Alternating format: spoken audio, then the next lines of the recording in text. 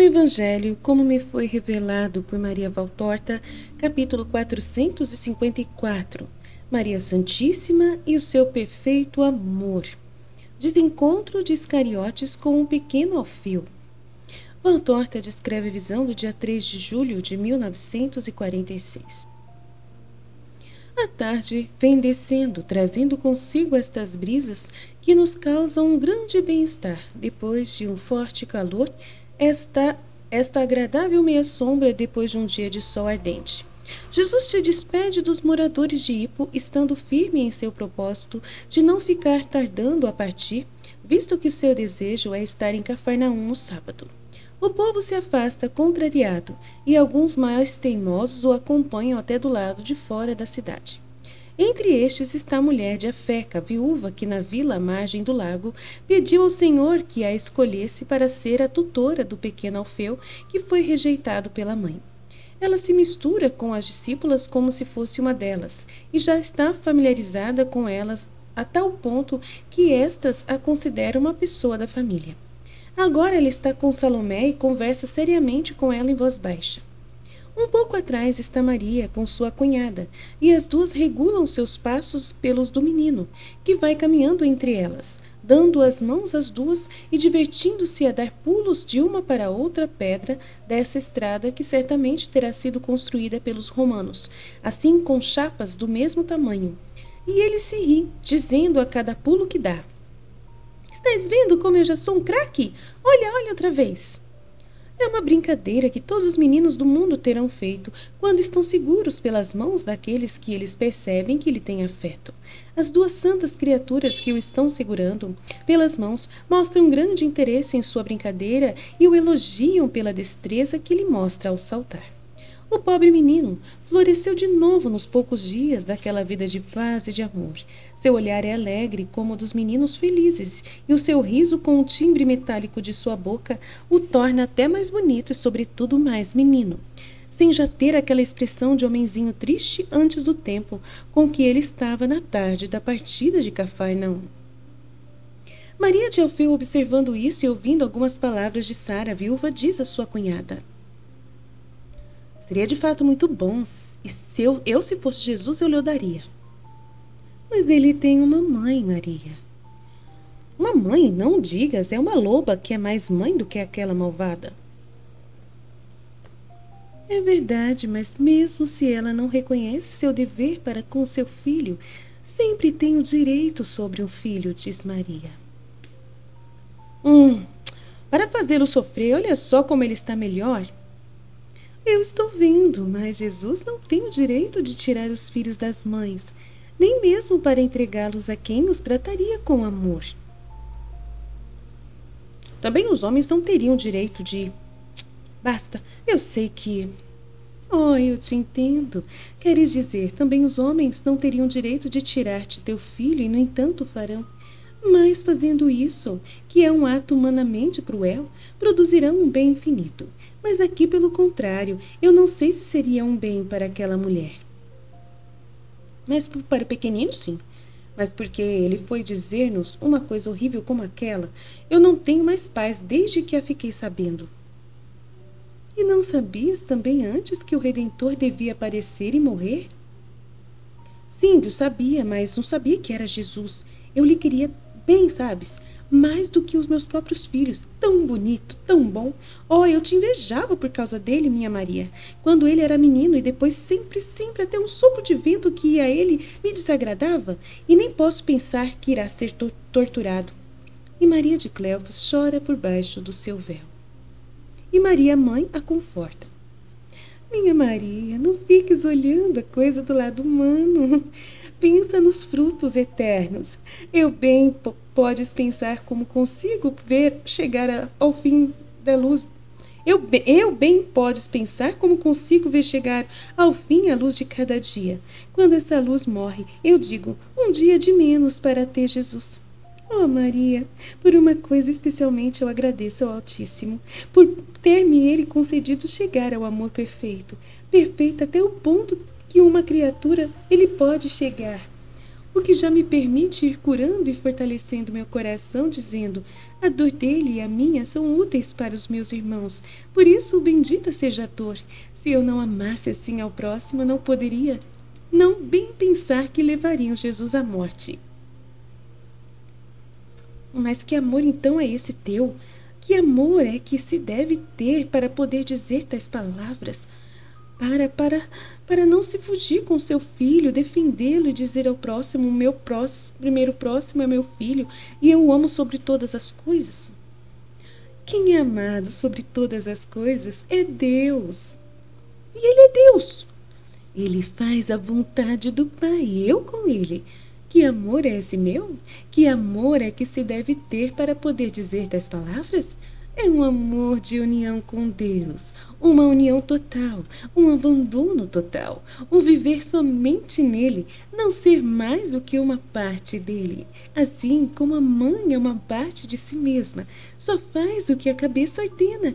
Eis aqui o meu amor, e qual é o amor que se deve ter, para se fazer sempre com boa vontade a vontade de Deus. Mas tu és a bendita entre todas as mulheres. Certamente tu já eras assim mesmo antes de teres Jesus, pois Deus te escolheu para o teres e para ti é fácil. Não, Maria, eu sou a mulher e a mãe como todas as mulheres e mães. O dom de Deus não suprime a criatura. Esta continua a ter a sua humanidade como qualquer outra criatura humana, ainda que o dom lhe comunique uma espiritualidade muito forte. Tu já sabes que eu tive que aceitar o dom por minha espontânea vontade e com todas as consequências que ele acarretasse. Porque todo dom divino é uma grande felicidade, mas também um grande empenho. E Deus não violenta nenhum homem para que aceite os seus dons, mas ele interroga a sua criatura. E se a criatura, aquela voz espiritual que lhe fala, responder não, Deus não a força. Todas as almas, pelo menos uma vez na vida, foram interrogadas por Deus se... eu não. A mim ele nunca perguntou nada, exclama com segurança Maria de Alfeu. A Virgem Maria sorri mansamente e lhe responde: não prestaste atenção e respondeste com a tua alma, sem que tu percebestes. Isso porque tu já amas muito o Senhor. Eu te digo que ele nunca me falou nisso. E por que então estás aqui como discípula acompanhando Jesus? E por que então vives ansiosa para que os teus filhos todos acompanhem a Jesus? Sabes tu o que quer dizer acompanhá-lo? E, no entanto, queres que teus filhos o acompanhem. É certo, eu quereria dar-los todos. Então, com verdade, eu poderia dizer que já teria dado à luz todos os meus filhos e rezo para poder dá-los a essa luz, Jesus, com uma verdadeira e eterna maternidade. Estás vendo? É isso. E isso por quê? Porque Deus te interrogou um dia e te disse: Maria, tu me concederás teus filhos, a fim de que sejam os meus ministros na Nova Jerusalém? E tu respondeste: sim, Senhor. E mesmo agora, quando já sabes que o discípulo não é mais do que o mestre, Deus continua a perguntar-te para provar o teu amor e tu lhe respondes: sim, meu Senhor, eu já estou querendo que eles sejam teus, não é assim? Sim, Maria, é assim, verdade. Eu sou tão ignorante que não sei entender o que acontece na alma. Mas quando Jesus ou tu me fazeis pensar, eu digo que é verdade. É verdade mesmo. Eu digo que gostaria até de vê-los mortos pelos homens do que inimigos de Deus. Certamente, se eu os visse morrer, mas o Senhor me ajudaria, não é? O Senhor naquela hora o irá ajudar somente a ti. Ajudará todos os seus filhos fiéis e mártires no espírito ou no espírito e na carne, pela sua glória. Mas quem é que deve ser morto? Pergunta ao menino que, ao ouvir falar naquele assunto, deixou de ficar pulando e ficou todo ouvidos. A pergunta ainda um pouco curioso e um pouco espantado, olhando para um lado e para o outro pelo campo solitário que começa a ficar escuro. Aqui há ladrões, onde estão? Aqui não há ladrões, menino, e ninguém por enquanto vai ser morto. Pula, podes pular ainda, responde a Virgem Maria. Jesus, que estava muito lá na frente, parou para esperar as mulheres. Dos que o vieram acompanhando desde Ipo, estão ainda presentes 3 homens e a viúva. Os outros resolveram, um depois do outro, deixá-lo e voltar para a sua cidade. Os 2 grupos se reúnem e Jesus diz: Paremos aqui, esperando o nascer da lua. Depois continuaremos, de tal modo que lá pela aurora possamos entrar na cidade de Gamala. Mas, Senhor, não te lembras de que te expulsaram de lá e te suplicaram que te fosses embora? E daí? Eu parti e agora volto. Deus é paciente e prudente. Naquele tempo, na agitação em que estavam, não eram capazes de acolher a palavra, que só pode ser acolhida com a alma em paz para ser frutuosa. Lembrai-vos de Elias e do encontro dele com o Senhor no Horebe. Considerai que Elias já era uma alma dileta para o Senhor e acostumado a entendê-lo. Somente na paz de uma brisa ligeira, quando sua alma já estava repousando, depois das angústias na paz do lugar em que estava e do seu eu honrado, só então foi que o Senhor falou. O Senhor esperou que a angústia deixada como lembrança de sua passagem por aquela região pela legião de demônios, pois que é quando a passagem de Deus é pacífica, mas a de Satanás é de perturbação. E o Senhor esperou que a angústia dele cessasse, se refizesse límpidos de novo os corações, e o entendimento para voltar a esses de Gamala, que são ainda seus filhos. Não temais, eles não vos farão mal. A viúva de Afeca vai à frente e se prostra. E a mim não irá, Senhor. Afeca também está cheia de filhos de Deus. Áspero é o caminho e breve é o tempo. Temos conosco as mulheres, devemos voltar para passarmos o sábado em Cafarnaum. Não insista, mulher. Diz curto e breve. Ah, não. É os cariotes que fala. Me perdoem. Áspero é o caminho e breve é o tempo. Temos conosco as mulheres. Devemos voltar para passarmos o sábado em Cafarnaum. Não insistas, mulher. Diz curto e breve, Iscariotes, como que repelindo-a. É que eu queria que ele resolvesse que eu poderia ficar com o menino. Mas o menino já tem mãe, a mãe dele, entendes? Diz ainda Iscariotes de um modo grosseiro. Conheces algum atalho para se ir de Gamala a Feca? Pergunta Jesus à mulher maltratada. Oh, sim, há um caminho pela montanha, mas é bom e fresco, porque vai por entre bosques. E depois para as mulheres eu pago, se os pudermos arranjar uns burrinhos. Eu irei à tua casa para consolar-te, porque eu não posso dar-te o menino, visto que ele tem sua mãe, mas eu te prometo que se Deus achar que o inocente desamado ache de novo o amor, eu pensarei em ti. Obrigada, mestre, tu és bom, diz a viúva, e olha para Judas de uma maneira tal que só pode querer dizer, e tu és mau. O menino, que estava escutando e entendeu, pelo menos em parte, que estava já também afeiçoado com a viúva, que está sempre procurando conquistá-lo com carícias, com pequenos bons bocados, um pouco pelo natural movimento de reflexão e um pouco por aquele espírito de imitação próprio das crianças, repete exatamente o que a viúva fez. Somente não se prostra aos pés de Jesus, mas se agarra nos joelhos dele, levantando o rosto que ao luar ficou branco e diz: Obrigado, mestre, tu és bom. E não se limita a isso, quer esclarecer bem o que está pensando e termina dizendo: E tu és mau, e dá um pequeno pontapé com seu pezinho no pé de Judas Iscariotes, para que não haja possíveis erros de pessoa. A risada de Tomé é fragorosa e leva os outros a rir enquanto ele diz: Pobre Judas, bem que se diz que os meninos não gostam de ti. De vez em quando um deles te julga e sempre te julga mal. Judas tem tão pouco domínio de si mesmo que logo mostra sua ira, uma ira injusta, desproporcionada para a causa e o objeto que a provocam, e se desabafa, arrancando com força o pequenino de entre os joelhos de Jesus, puxando-o para trás e gritando. Isso acontece quando se transforma o que é sério em pantomina. É indecoroso e inútil trazer atrás de si um apêndice de mulheres e bastardos.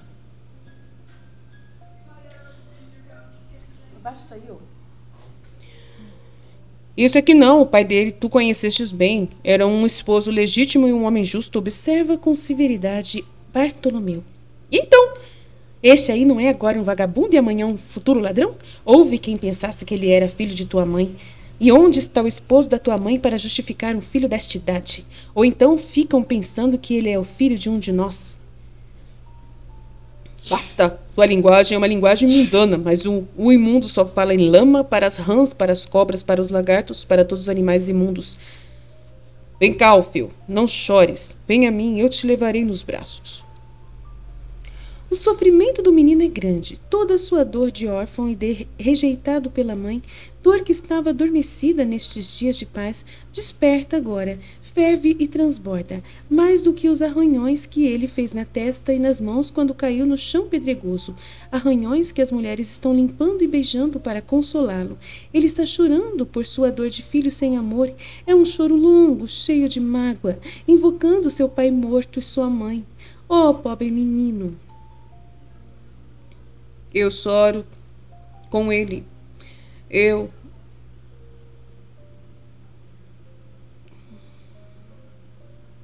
não sei quem está falando. Eu choro com ele. Eu sempre desamada pelos homens e com ele me refugio entre os braços de Deus. Hoje, dia do aniversário dos funerais de meu pai. Hoje, quando uma injusta decisão me priva da comunhão frequente. Ah, deve ser a Valtorta. Nossa, Valtorta, você atrapalhou tudo aqui. É ela que está falando. Eu choro com ele, eu a sempre desamada pelos homens, e com ele me refugio entre os braços de Deus. Hoje, dia do aniversário dos funerais de meu pai, hoje, quando uma injusta decisão me priva da comunhão frequente. Jesus o pega, o beija, o nina e consola, vai caminhar na frente de todos com o inocente nos braços ao clarão do luar. E enquanto o choro vai diminuindo lentamente, começa a interromper-se. Pode-se ouvir no silêncio da noite a voz de Jesus que diz: Aqui estou eu, Alfeu, eu por todos, eu para servir-te de pai e mãe. Não chores, o teu pai está ao meu lado e te beija comigo. Os anjos estão cuidando de ti como se fossem tuas mães. Todo amor está contigo, todo amor se tu fores bom e inocente. E a voz rouca de um dos três que vieram de Hippo diz: O mestre é bom e atrai, mas os seus discípulos não. Eu vou embora. Ouve-se a voz severa dos zelotes que diz ao Iscariotes: Estás vendo o que você faz? E depois, enquanto somente a viúva de Afeca que ficou entre as discípulas e suspira com elas, ouvem-se apenas as batidas de um menor número de passos, porque os três de Hippo lá se foram, e assim continuam até irem parar numa grande caverna, talvez um refúgio dos pastores, porque ali se vê uma camada de éricas e fetos, cortados há pouco tempo e jogados no chão para secarem. Permaneçamos aqui, aproveitemos este leito da providência para as mulheres. Nós poderemos deitar-nos aqui fora, sobre a grama, diz Jesus. E assim fazem, enquanto a lua cheia lá vai navegando placidamente pelo firmamento. E assim termina a visão Fiat.